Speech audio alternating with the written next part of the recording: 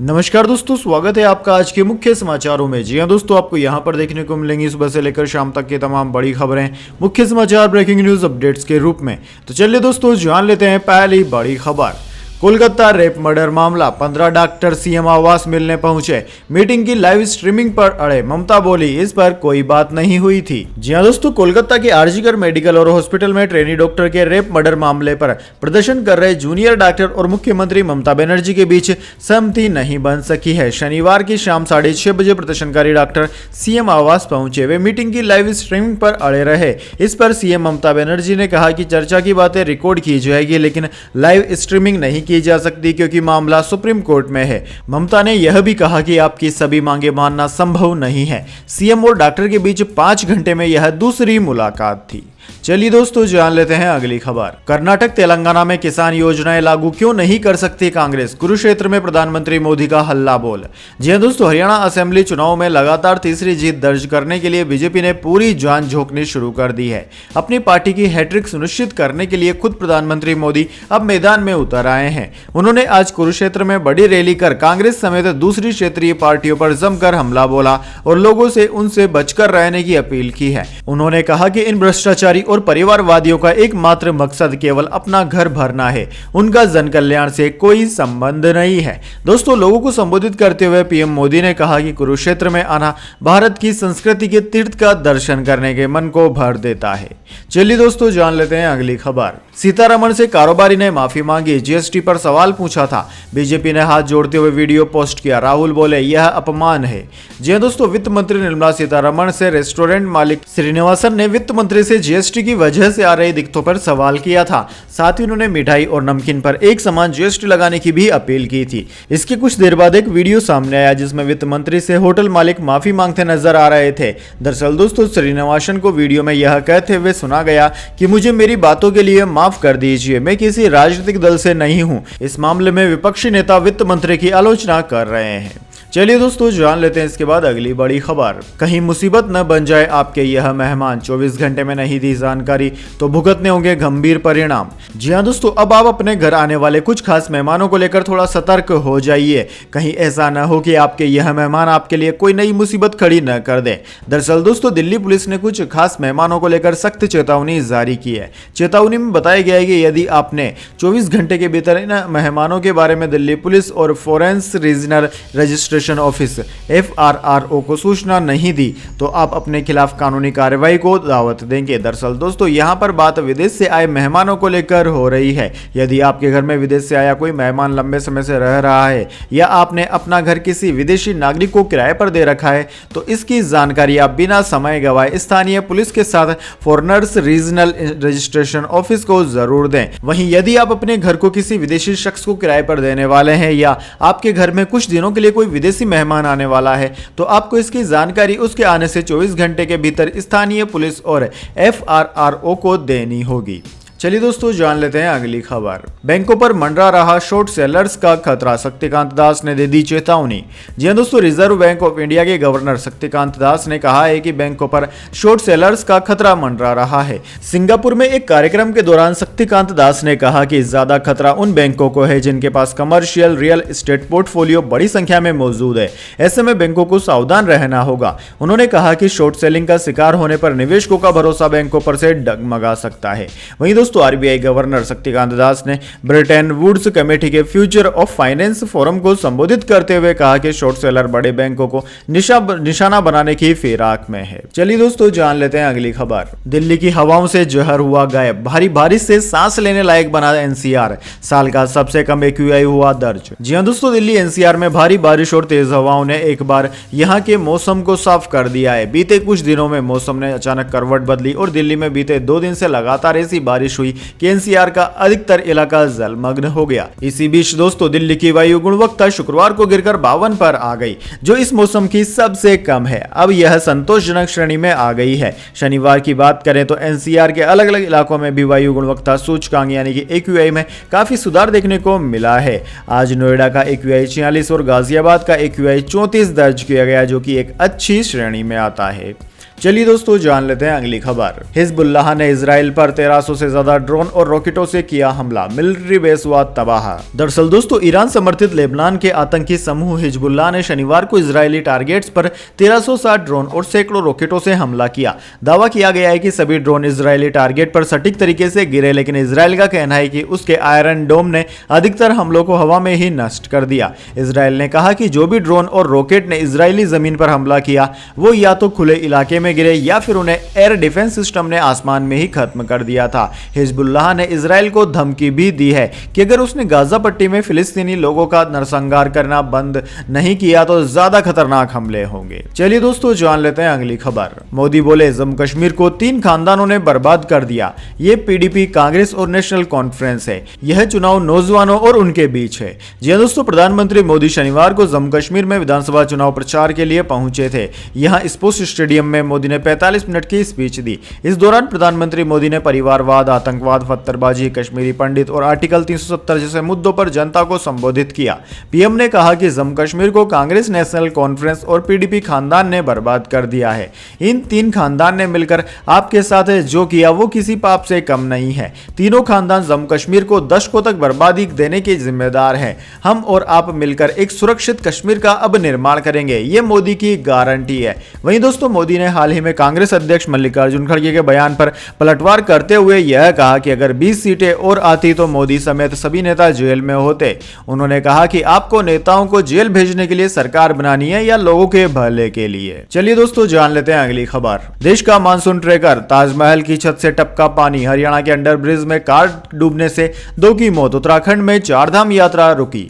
जी हां दोस्तों, हरियाणा के फरीदाबाद में तेज बारिश के चलते एक रेलवे अंडर ब्रिज में पानी भर गया। इसमें एक कार डूब गई। गाड़ी में सवार एचडीएफसी के बैंक मैनेजर और कैशियर की मौके पर मौत हो गई। कार के लॉक होने के कारण वे समय पर बाहर नहीं निकल पाए। वहीं दोस्तों उत्तर प्रदेश में तेज बारिश के कारण 48 घंटे में 21 लोगों की जान चली गई। आगरा में 2 दिन की बारिश से 185 मकान गिरे हैं। ताजमहल में मुख्य मकबरे की छत टपकने लगी है। एएसआई ने इसकी जांच की पुष्टि की। अनुमान है कि कलश की धातु में ही कहीं जंग लगा है, इसके कारण पत्थर में क्रैक आने से पानी टपका है। वहीं उत्तराखंड के पिछले 24 घंटे से जारी बारिश के चलते गंगा, कोसी और काली नदियां उफान पर है। प्रशासन ने लोगों से अपील की है कि नदी के किनारे न जाएं। लैंडस्लाइड के कारण 200 सड़कें भी बंद है। 4 धाम यात्रा रोक दी गई है। वहीं दोस्तों इंडियन मेट्रोलॉजी डिपार्टमेंट ने अगले 24 घंटे के दौरान 11 राज्यों में भारी बारिश का अनुमान जताया है। भारतीय मौसम विज्ञान विभाग के मुताबिक झारखंड में बहुत ज्यादा बारिश हो सकती है। इसके अलावा छत्तीसगढ़, गंगा के पास वाले पश्चिम बंगाल के इलाके, बिहार, ओडिशा, उत्तराखंड, अरुणाचल प्रदेश, असम, मेघालय, नागालैंड, मणिपुर, मिजोरम और त्रिपुरा में भारी बारिश का अनुमान है। चलिए दोस्तों जान लेते हैं इसके बाद अगली बड़ी खबर। कांग्रेस का सेबी चेयरपर्सन पर नया आरोप, माधुरी बुच का लिस्टेड सिक्योरिटी और फॉरेन फंड्स में निवेश, यह सेबी कोड का उल्लंघन है।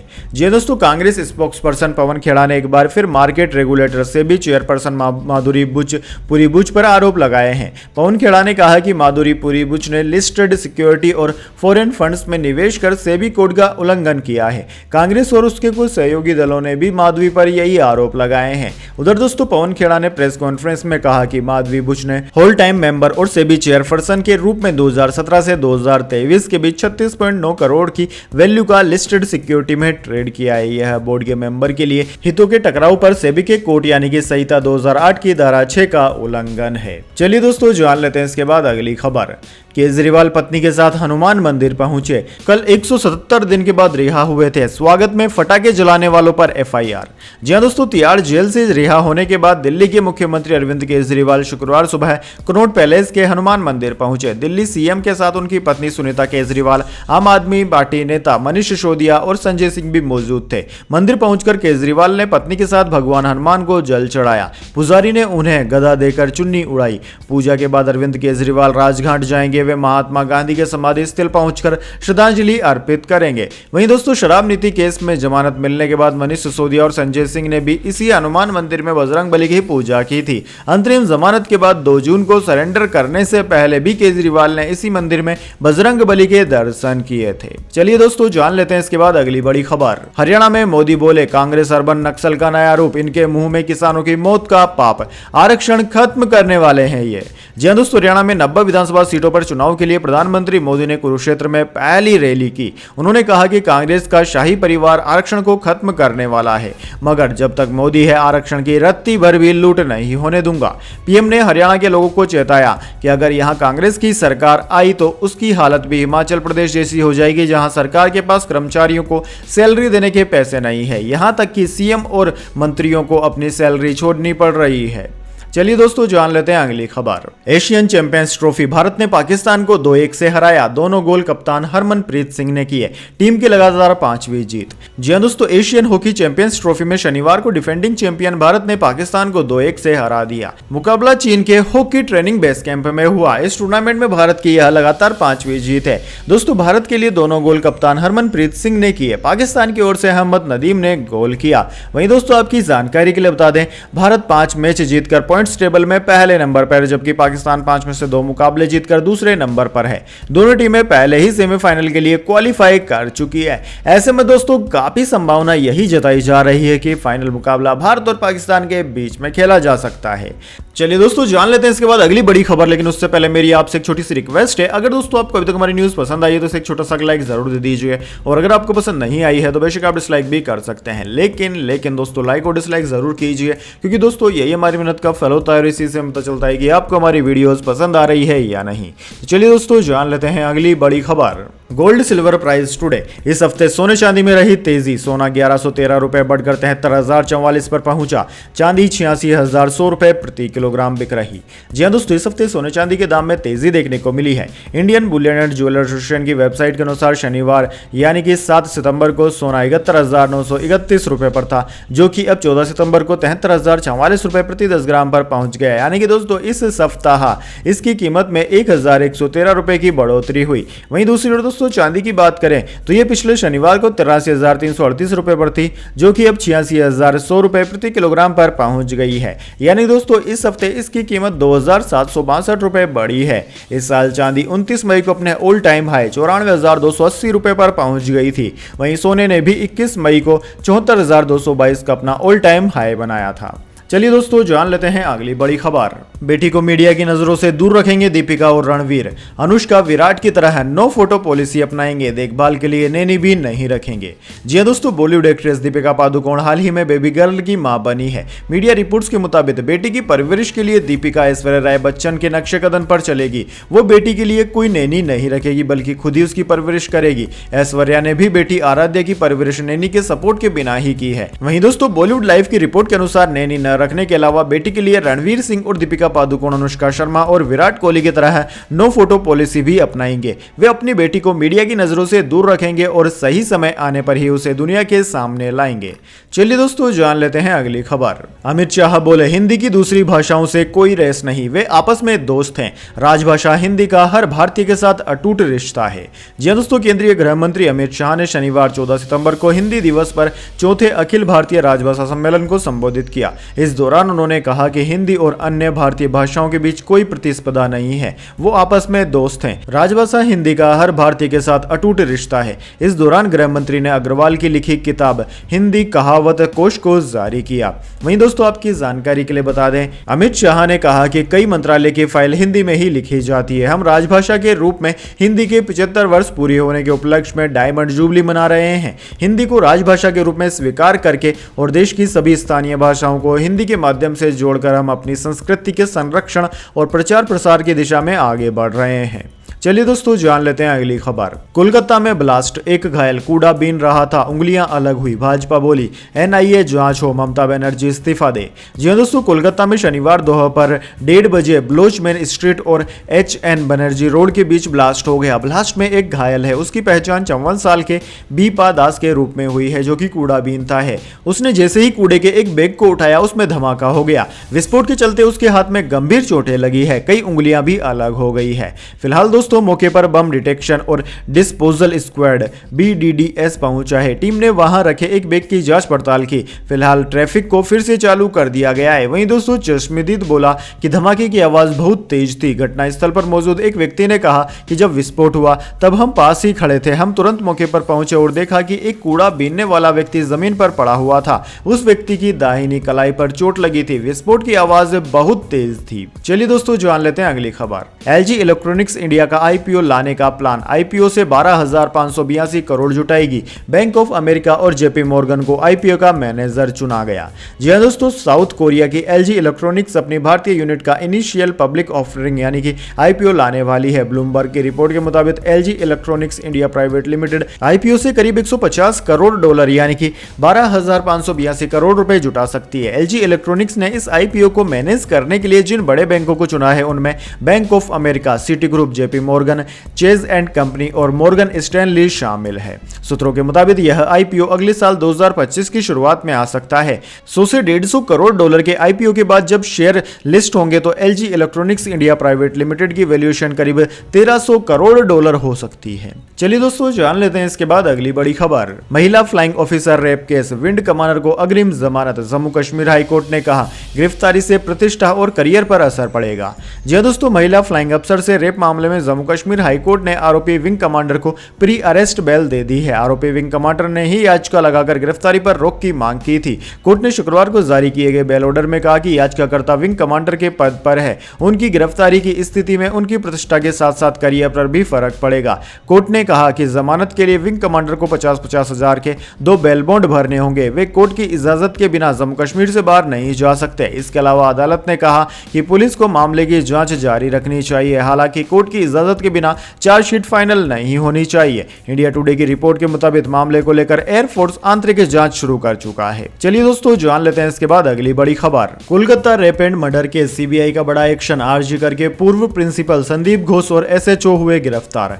जी हां दोस्तों, कोलकाता के आरजी कर मेडिकल कॉलेज में ट्रेनी महिला डॉक्टर से रेप और मर्डर के मामले में CBI ने बड़ा एक्शन लिया है। केंद्रीय जांच ब्यूरो ने मेडिकल कॉलेज के पूर्व प्रिंसिपल संदीप घोष और कोलकाता पुलिस के SHO अभिजीत मंडल को अरेस्ट कर लिया है। इससे पहले डॉक्टर संदीप घोष को वित्तीय धोखाधड़ी और भ्रष्टाचार के मामले में गिरफ्तार किया गया था। अब दोस्तों CBI ने कोलकाता रेप और मर्डर केस मामले में FIR दर्ज करने में देरी और सबूत गायब करने के आरोप में डॉक्टर संदीप घोष को अरेस्ट किया है। घोष के साथ ही CBI ने SHO अभिजीत मंडल को भी गिरफ्तार किया है। अभिजीत मंडल ताला पुलिस स्टेशन में स्टेशन हाउस ऑफिसर यानी कि SHO के पद पर तैनात है। चलिए दोस्तों जान लेते हैं अगली खबर। मुझे और अपमानित न करें, हाई वोल्टेज ड्रामे के बाद ममता बनर्जी की डॉक्टरों के साथ बातचीत हुई रद्द। जी हां दोस्तों, CM ममता बनर्जी के घर पहुंचे 48 जूनियर डॉक्टरों के साथ उनकी बातचीत रद्द हो गई है। खुद पहल कर बातचीत के लिए पहुंचे डॉक्टर एक बार फिर पूरी बातचीत की लाइव स्ट्रीमिंग या फिर वीडियो रिकॉर्डिंग पर अड़े रहे। इस कारण बात आगे नहीं बढ़ी। इस दौरान आवास पर पहुंचे डॉक्टरों से ममता बनर्जी ने कहा कि उन्हें और अपमानित न करें। दोस्तों, ताजा अपडेट के मुताबिक डॉक्टरों की एक बड़ी टीम CM ममता बनर्जी के घर पहुंची थी। ये जूनियर डॉक्टर CM के सामने अपनी 5 सूत्रीय मांग के साथ पहुंचे। इस बैठक में राज्य के मुख्य सचिव और DGP भी हैं। ममता बनर्जी कोलकाता के कालीघाट इलाके में रहती है। इससे पहले कोलकाता के आरजी कर मेडिकल कॉलेज अस्पताल में डॉक्टर बिटिया के साथ रेप और हत्या के खिलाफ हड़ताल कर रहे जूनियर डॉक्टर आखिरकार बातचीत के लिए तैयार हो गए थे, लेकिन अब उस बातचीत को भी टाल दिया गया है। चलिए दोस्तों जान लेते हैं अगली खबर। सुनीता विलियम्स स्पेस स्टेशन से अमेरिकी चुनाव में वोट डालेंगी। पृथ्वी से 400 किलोमीटर दूर से प्रेस कॉन्फ्रेंस की, कहा मुझे स्पेस में रहना पसंद है। जी दोस्तों, 100 दिन से अंतरिक्ष में फंसी भारतीय मूल की एस्ट्रोनॉट सुनीता विलियम्स और उनके साथी बुच विल्मोर ने इंटरनेशनल स्पेस स्टेशन ISS से एक प्रेस कॉन्फ्रेंस की। यह भारतीय समय के अनुसार शुक्रवार देर रात 12:15 पर हुई। सुनीता और बुच ने कई सवालों के जवाब दिए। दोनों ने कहा कि वे अमेरिकी चुनाव में स्पेस से वोटिंग करेंगे। वहीं दोस्तों, वोटिंग को लेकर पूछे गए एक सवाल के जवाब में बुच ने कहा कि उन्होंने आज ही वोट देने से जुड़ी चुनावी प्रक्रिया शुरू की है। यह एक जरूरी ड्यूटी है। नासा इस पर काम कर रहा है कि कैसे हम वोट दे सकें। सुनीता विलियम्स ने कहा कि वह स्पेस से वोटिंग करने को लेकर उत्साहित हैं। 400 किलोमीटर दूर स्पेस स्टेशन से सुनीता और बुच ने कहा कि उन्होंने अमेरिकी चुनाव में वोट डालने के लिए नासा के पोस्टल बैलेट का अरेंजमेंट करने की रिक्वेस्ट की है। चलिए दोस्तों जान लेते हैं इसके बाद अगली बड़ी खबर। प्रधानमंत्री मोदी के दूत अजीत डोभाल का कमाल, रूस यूक्रेन जंग से आया शुभ संकेत, दुनिया हो गई हैरान। जी हां दोस्तों, रूस और यूक्रेन की जंग को खत्म कराने के लिए प्रधानमंत्री मोदी की कोशिशें अब रंग लाती दिख रही है। दरअसल दोस्तों पिछले 2.5 साल से जारी जंग में पहली बार दोनों देशों ने एक दूसरे के साथ थोड़ी दरियादली दिखाने का काम किया है। दरअसल दोस्तों रूस और यूक्रेन ने पहली बार युद्ध बंदियों की अदला बदली की है, जिसमें दोनों पक्षों ने 103 लोगों को रिहा किया। न्यूज एजेंसी इंटरफैक्स ने शनिवार को बताया कि जिन रूसी सैनिकों की अदला बदली की गई है उन्हें रूस के कुर्स्क इलाके में बंदी बनाया गया था। यूक्रेनी सेना ने पिछले महीने रूस में अपनी पहली बड़ी घुसपैठ में वहां के इलाके पर कब्जा कर लिया था। दोस्तों आपको बता दें, हाल ही में प्रधानमंत्री मोदी ने यूक्रेन का दौरा किया था। उन्होंने यूक्रेन के राष्ट्रपति वोलोदिमीर ज़ेलेंस्की से भी मुलाकात की थी। इससे पहले प्रधानमंत्री मोदी ने मॉस्को का दौरा किया था और राष्ट्रपति व्लादिमीर पुतिन से बातचीत की थी। चलिए दोस्तों जान लेते हैं इसके बाद अगली बड़ी खबर। अब बिना रुकावट डॉक्टर इंजीनियर बनेगी बेटियां, दिल्ली सरकार ने free NEET JEE coaching scheme में जोड़ी 100 सीटें। जी हां दोस्तों, लड़कियों को डॉक्टर और इंजीनियरिंग की पढ़ाई के लिए प्रेरित करने के लिए दिल्ली सरकार ने अहम घोषणा की है। दिल्ली की शिक्षा मंत्री आतिशी ने घोषणा की है कि सरकार मुख्यमंत्री की super talented students coaching scheme के तहत लड़कियों के लिए 100 अतिरिक्त सीटें जोड़ेंगी। यह योजना नीट और जेईई प्रवेश परीक्षाओं के लिए फ्री कोचिंग कराती है, जो देश भर में मेडिकल और इंजीनियरिंग के उम्मीदवारों के लिए महत्वपूर्ण है। दोस्तों आम आदमी पार्टी सरकार की यह नई पहल प्रतिस्पर्धा क्षेत्र में छात्र छात्राओं को आगे बढ़ाने के लिए अधिक मौके देने के लिए बनाई गई है। इससे पहले दिल्ली सरकार के स्कूलों से कक्षा 9 और 11 के 300 छात्र छात्राओं को टॉप संस्थानों में फ्री कोचिंग प्राप्त करने के लिए हर साल चुना जाता था। अब विशेष रूप से लड़कियों के लिए 100 अतिरिक्त सीटों के साथ इस योजना का उद्देश्य लड़कियों को और अधिक सशक्त बनाना है। यह सुनिश्चित करना है कि पैसे उनकी सफलता के रास्ते में बाधा न बने। तो दोस्तों यह थी आज की तमाम बड़ी खबरें। इसके बाद दोस्तों बारी आती है आज के माइंड क्विज क्वेश्चन की। जी हां दोस्तों, एक आसान से सवाल का जवाब देकर आप जीत सकते हैं एक सरप्राइज गिफ्ट हमारे यूट्यूब चैनल की ओर से। तो दोस्तों आज का सवाल आपकी स्क्रीन पर आ चुका है। भारत में सबसे कम बारिश कौन से राज्य में होती है? जी हां दोस्तों, अगर आप जानते हैं कि भारत में कौन सा राज्य ऐसा है जहां पर सबसे कम बारिश होती है तो जल्दी से उस राज्य का नाम कमेंट बॉक्स में लिख दीजिए। अगर दोस्तों आपका जवाब होता है एकदम सही और आप चुन लिए जाते हैं लकी विजेता के रूप में, तो आपको मिल सकता है एक सरप्राइज गिफ्ट हमारे यूट्यूब चैनल की ओर से। तो दोस्तों जल्दी से अपना उत्तर कमेंट बॉक्स में लिख दीजिए, वीडियो को लाइक कर लीजिए और चैनल को सब्सक्राइब करके बेल आइकन भी दबा लीजिए। धन्यवाद। वंदे मातरम। जय हिंद, जय भारत।